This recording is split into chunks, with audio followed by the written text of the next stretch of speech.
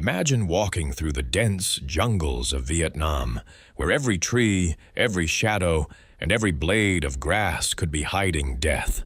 The air is heavy with humidity. Insects buzz endlessly. Somewhere in the distance, artillery rumbles like thunder. Then, silence. A German-made scope catches a brief flash of sunlight. A single shot cracks through the jungle. Before anyone even understands what happened, another soldier is dead. Panic spreads instantly. But here's the terrifying part. No one knows where the shot came from. The sniper has already disappeared. For months, North Vietnamese commanders whispered about one American whose bullets always seemed to find their target. They placed a massive bounty on his head. Entire patrols were sent into the jungle for one purpose alone, to kill him. To them, he wasn't just another Marine. He was a ghost, a phantom, a man so dangerous that soldiers feared stepping into his territory. His name was Carlos Hathcock, and by the end of the war, he would become one of the greatest snipers in military history. Long before the battlefield made him famous, Carlos Hathcock was just a quiet boy growing up in rural Arkansas during the Great Depression. His family had very little money. Hunting wasn't a hobby. It was survival. At the age of 8, Carlos wandered through forests carrying an old rifle, searching for rabbits and squirrels that would become dinner for his family. Unlike most children, he didn't shoot recklessly. Every bullet mattered. Ammunition was expensive, and missing meant going hungry. Without realizing it, those difficult childhood years were shaping one of history's greatest marksmen. While other boys dreamed about becoming athletes or movie stars, Carlos dreamed about joining the United States Marine Corps. He admired Marines for their discipline, courage, and reputation as elite fighters.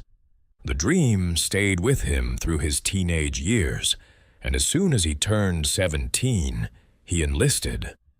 Marine training quickly revealed something extraordinary. Carlos possessed almost unnatural patience. While others became restless waiting for targets, he could remain perfectly still for hours. He understood something that many shooters never learned. A sniper doesn't defeat his enemy with speed. He defeats him with patience. Every breath, every heartbeat, every tiny movement mattered. In 1965, Hathcock entered the prestigious Wimbledon Cup shooting competition, one of America's most respected long-range marksmanship events. Competing against the nation's best shooters, he stunned everyone by winning the championship. His incredible accuracy earned him national recognition, but he had no idea that an even greater challenge awaited him across the Pacific Ocean. That same year, America was becoming deeply involved in the Vietnam War. The jungles of Southeast Asia created a battlefield unlike anything U.S. forces had experienced before. Thick vegetation limited visibility to only a few yards. Hidden tunnels allowed enemy soldiers to appear and disappear without warning. Conventional tactics often failed. This environment demanded a different kind of warrior, someone who could disappear into nature itself, someone willing to wait an entire day for a single opportunity. Carlos Hathcock volunteered without hesitation. When he arrived in Vietnam, the Marine Corps had not yet fully developed modern sniper doctrine.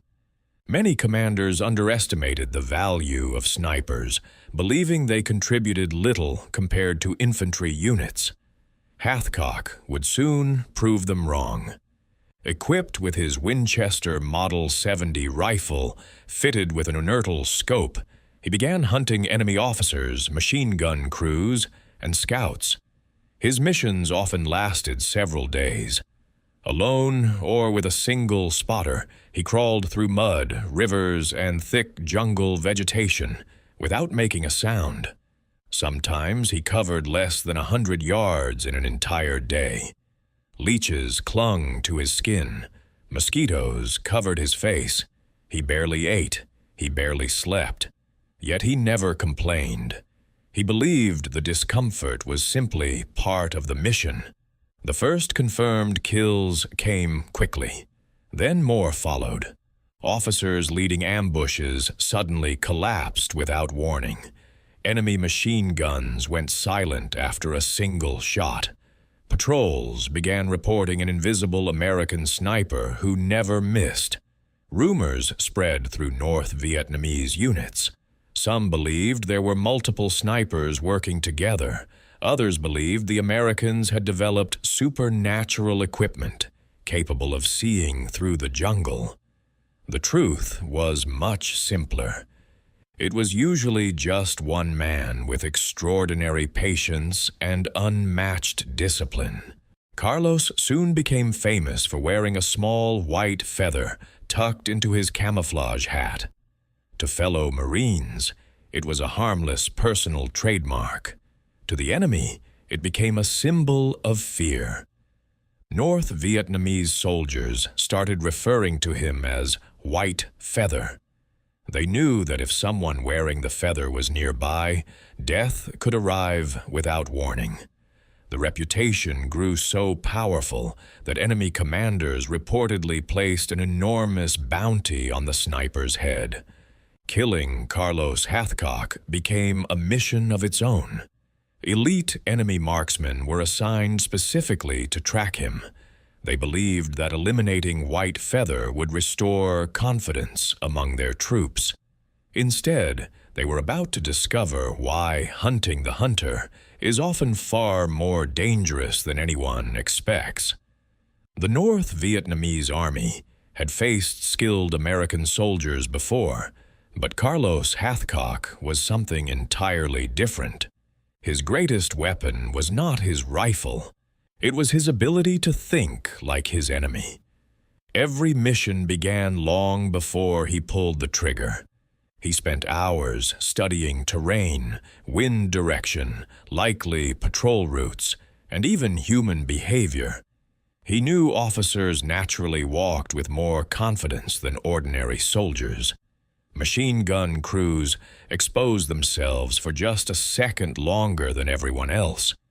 Radio operators carried antennas that made them easy to identify from hundreds of yards away. Hathcock waited patiently for exactly the right moment, fired one perfectly placed shot, and vanished before anyone could organize a response.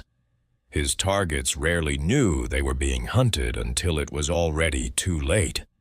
As his reputation spread, enemy commanders became desperate. Reports claimed that a bounty worth tens of thousands of dollars had been placed on the American sniper, known as White Feather. Whether every number was accurate or exaggerated over time, one fact remained undisputed. The North Vietnamese considered Carlos Hathcock one of their highest priority targets. Several skilled enemy snipers were assigned specifically to kill him. For Hathcock, that changed everything. He was no longer simply hunting. Now he was being hunted as well. One day, while moving through dense jungle with his spotter, Hathcock noticed something unusual. A tiny flash of reflected sunlight appeared deep within the trees. Most soldiers would have ignored it, but Hathcock immediately froze. Sunlight doesn't naturally reflect inside thick jungle unless it strikes glass. He realized what he had seen was a sniper's scope. Somewhere ahead, another expert marksman was aiming directly at him. What followed lasted only seconds, but has become one of the most famous sniper duels in military history. Hathcock slowly aligned his rifle toward the distant flash and fired. His bullet traveled hundreds of yards, entered the enemy sniper's scope, passed straight through the optic, and struck him in the eye, killing him instantly. The odds of such a shot were almost impossible. Even experienced snipers today describe it as one of the luckiest and most extraordinary confirmed kills ever recorded. Yet for Carlos Hathcock, it was simply another day of surviving a deadly profession. His missions grew increasingly dangerous. On one assignment, Marine commanders gave him what seemed like an impossible objective. An important North Vietnamese general was operating far behind enemy lines. Conventional forces couldn't reach him without suffering massive casualties. Hathcock volunteered to eliminate the officer alone. The mission required him to crawl nearly 1,500 yards across open terrain without being detected. That distance is longer than 14 football fields. Every inch had to be covered slowly. Every movement had to blend perfectly with the surrounding grass. Sometimes he advanced only a few inches in an entire hour. Enemy patrols passed within a few feet of his position. At one point, soldiers actually stepped over him without noticing he was lying beneath the vegetation. Ants crawled across his body. Mosquitoes fed on exposed skin. Sweat soaked his uniform under the unbearable tropical heat. Still, he remained perfectly still. One careless movement would have meant certain death. After nearly 4 days of crawling, Hathcock finally reached a position overlooking the enemy camp. Through his scope, he watched officers moving between buildings. He waited patiently until the general appeared. There was no dramatic speech, no countdown, just a slow breath, a steady trigger squeeze, and one perfectly placed bullet. The general collapsed instantly. Confusion erupted throughout the camp. Soldiers fired wildly into the surrounding jungle, convinced they were under attack by an entire unit. But there was only one man. While panic consumed the enemy camp, Hathcock quietly slipped away the same way he had entered, leaving almost no trace that he had ever been there. Perhaps the most remarkable part of the mission wasn't the shot itself. It was the escape. Hundreds of enemy troops flooded the area searching for the mysterious sniper. Patrols combed the grass only yards away from his hiding places. Helicopters circled overhead. Dogs searched for scent trails. Yet Hathcock remained calm. He understood that fear causes people to make mistakes. Patience keeps them alive. Hours later, exhausted but unharmed, he finally returned to friendly lines. His commanders could hardly believe what he had accomplished. The mission became legendary throughout the Marine Corps, proving that a single highly trained sniper could achieve what entire battalions sometimes could not. By now, Carlos Hathcock had become much more than an exceptional marksman. He had become a psychological weapon. Every unexplained gunshot forced enemy soldiers to hesitate.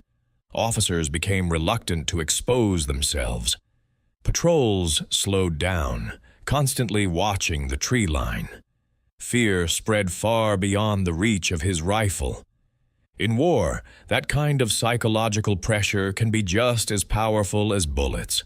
But despite surviving countless missions, the greatest threat to Carlos Hathcock would not come from an enemy sniper. It would come from an explosion that changed his life forever. On September 16, 1969, Carlos Hathcock's remarkable career nearly came to a violent end. He was riding atop an armored amphibious vehicle when disaster struck. Without warning, the vehicle rolled over a hidden anti-tank mine. The explosion ripped through the steel hull with devastating force. Fuel ignited instantly. Flames engulfed the vehicle in seconds. Hathcock was thrown violently into the burning wreckage. His clothes caught fire. His skin began to burn. Thick, black smoke filled the air, making it nearly impossible to breathe. Every instinct screamed at him to escape, but as he struggled through the flames, he heard something even worse, the cries of trapped Marines still inside. Ignoring his own horrific injuries, Hathcock climbed back into the burning vehicle again and again. One by one, he pulled wounded Marines from the flames. Each trip became more dangerous as the fire intensified and ammunition inside the vehicle began cooking off like fireworks. His burns became so severe that parts of his body were barely recognizable. Yet he refused to stop until every Marine he could reach had been rescued. By the time medics arrived, more than 40% of his body had suffered serious burns. The legendary sniper who had survived countless enemy ambushes had nearly been killed while saving the lives of his fellow Marines. The recovery was agonizing. Hathcock spent months in hospitals, enduring painful skin grafts and rehabilitation. Doctors questioned whether he would ever walk normally again, let alone return to combat. His dream of remaining an active Marine sniper was over. Eventually, he was medically evacuated from Vietnam and forced to leave the battlefield forever. For many soldiers, such an ending would have marked the close of their military story. But Carlos Hathcock believed his greatest contribution was still ahead of him. Back in the United States, the Marine Corps recognized that modern warfare demanded a new generation of highly trained snipers. There was only one man they trusted to build that future.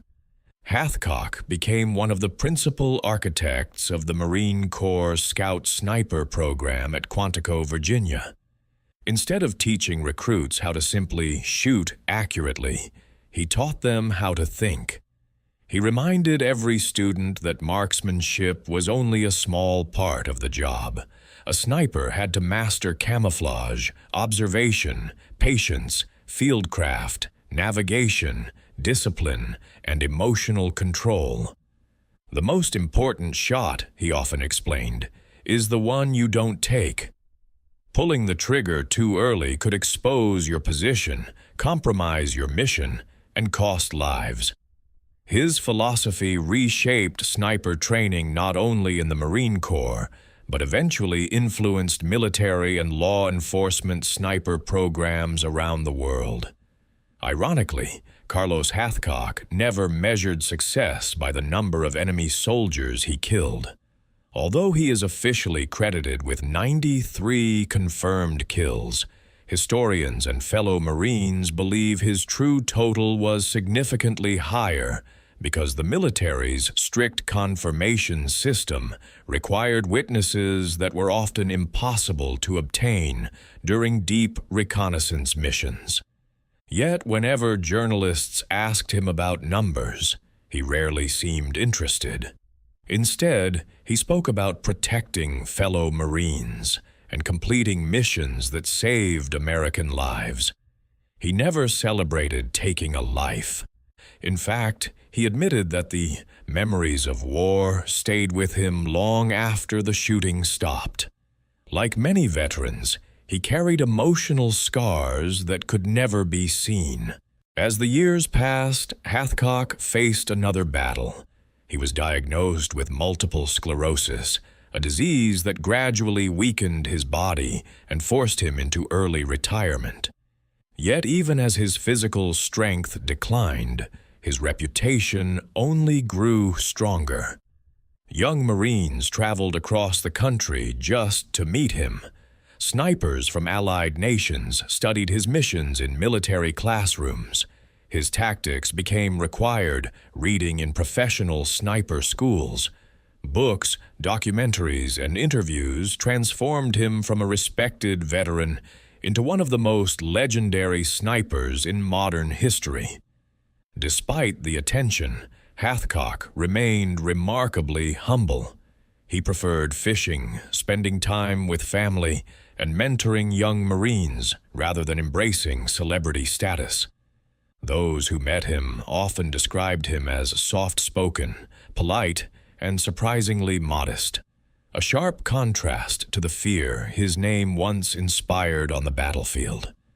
Carlos Hathcock passed away on February 22, 1999, but his legacy continues wherever precision, discipline, and patience are valued. His story reminds us that true greatness is rarely loud. It doesn't always come from the strongest soldier or the biggest weapon. Sometimes it comes from a quiet man, willing to remain perfectly still while the world around him falls into chaos. The American who became one of the enemy's most feared snipers wasn't driven by glory or revenge. He was driven by duty, responsibility, and an unwavering commitment to protect the men beside him. So the next time you hear the phrase, "the American who became Germany's most wanted sniper," remember the real story behind the legend. It wasn't about fame. It wasn't about kill counts. It was about extraordinary discipline, impossible patience, and the courage to risk everything, not only to complete impossible missions, but to save the lives of others when it mattered most. And perhaps that's why, decades later, Carlos Hathcock is still remembered as one of the greatest snipers who ever lived. If you enjoyed this story, don't forget to like the video, subscribe to the channel, and let us know in the comments which incredible World War II or military story you'd like to see next.